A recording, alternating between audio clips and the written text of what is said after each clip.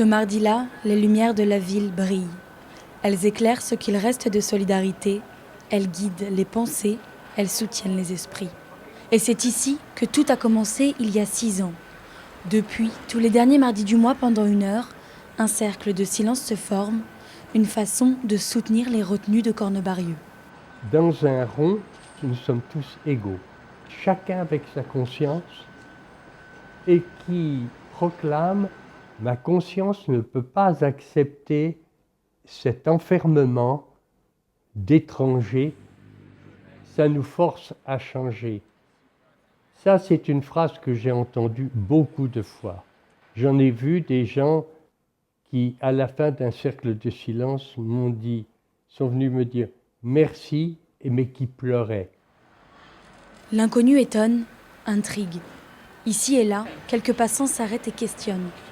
Peu d'entre eux sont au courant de ce qui se passe à quelques kilomètres du cœur de la ville, là où le rose laisse place au gris. Ça vous interpelle ? Bien sûr, oui, parce que voilà, on les traite quand même comme des criminels alors qu'ils n'ont rien fait. Je pense que c'est une très bonne cause. C'est très important de réfléchir sur cette situation et j'espère que quelqu'un trouvera une solution. Si j'avais des difficultés financières, j'essaierais probablement moi aussi de quitter mon pays pour autre part. Donc je comprends les gens qui tentent de fuir vers l'Europe.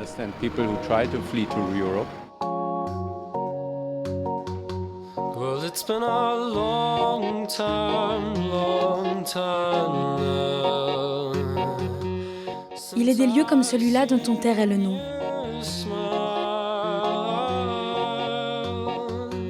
Aujourd'hui comme hier, le jour se lève sur le centre de rétention. Mais déjà, en arrivant à Cornebarieux, aucune indication. Pas de panneau, pas de flèche directionnelle. Il est là, sorti de terre en 2006, au bout des pistes de l'aéroport de Blagnac. Ici, il n'y a pas de parking aménagé pour les visiteurs, ni d'abri, ni de trottoir pour y accéder. Ben oui, on est sur un chemin là qui, effectivement, n'est pas entretenu, est aménagé uniquement par les gens qui passent. Et donc dès qu'il pleut, c'est complètement boueux. En approchant, pas beaucoup plus d'indications, si ce n'est ces 3 lettres, CRA. Au centre de rétention administrative de Cornebarieux, 126 personnes sont enfermées. Leur faute, un visa expiré, un titre de séjour périmé ou plus simplement ne pas avoir de papier. Comment vivent-ils ? Difficile de le savoir puisque nous n'entrerons pas. Des habitants de Cornebarieux, voisins du centre, se sont eux regroupés. Ils veulent lever le voile sur le quotidien des retenus. Être en rétention, ça signifie être privé de liberté, être enfermé dans ce lieu comme si on était dans une prison. Il n'y a pas vraiment de différence sur la forme, sinon que ce n'est pas le même bâtiment, que ce n'est pas forcément le même personnel. Ce sont des différences purement administratives. Il y a une autre différence, c'est que le prisonnier sait quand il va sortir. Lui. Alors que le retenu ici, il sait qu'il est là pour au maximum 45 jours. C'est tout ce qu'il sait. Mais il peut être mis dehors du jour au lendemain ou expulsé. Il ne sait pas sous quelle forme il va sortir, soit menotté dans un avion, soit libre. Chaque retenu coûte en moyenne 5 550 € par an à l'État français. Au total, ce sont plus de 40 000 sans-papiers qui sont passés par l'ECRA en 2012 et la moitié d'entre eux n'a finalement pas été expulsée. À Cornebarieux, les conditions de rétention se rapprochent de celles de détention. Chambres isolées, parloirs, secteur hommes, secteur femmes, mais aussi secteur famille. Les téléphones portables avec appareil photo sont interdits. Les seules informations à franchir ces grilles sont des témoignages. Les médias n'ont pas accès pour faire un reportage à l'intérieur du centre de rétention. Ça explique bien aussi pourquoi on en parle peu. Et donc c'est totalement anormal, il faudrait que le peuple sache ce qui s'y passe.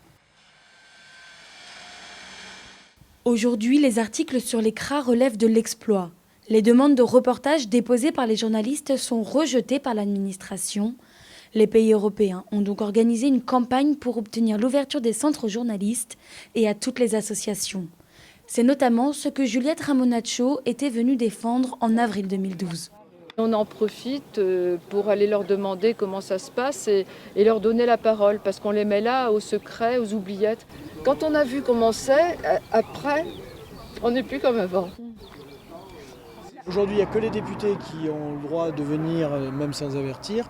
Aujourd'hui, il faut créer des procédures où la transparence se fait. Rétention des personnes, mais aussi des informations. Voilà tout ce que dénoncent les cercles de silence. Après la campagne de 2012, le ministre de l'Intérieur Manuel Valls s'était dit favorable à l'ouverture des centres à la presse. Depuis, aucun projet de loi n'a été déposé par le gouvernement. Le silence continuera à se faire tant que les retenus crieront derrière leurs murs.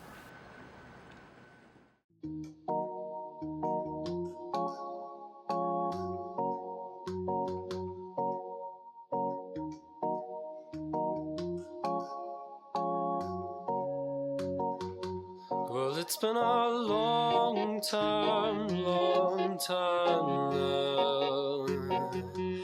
since I've seen you smile.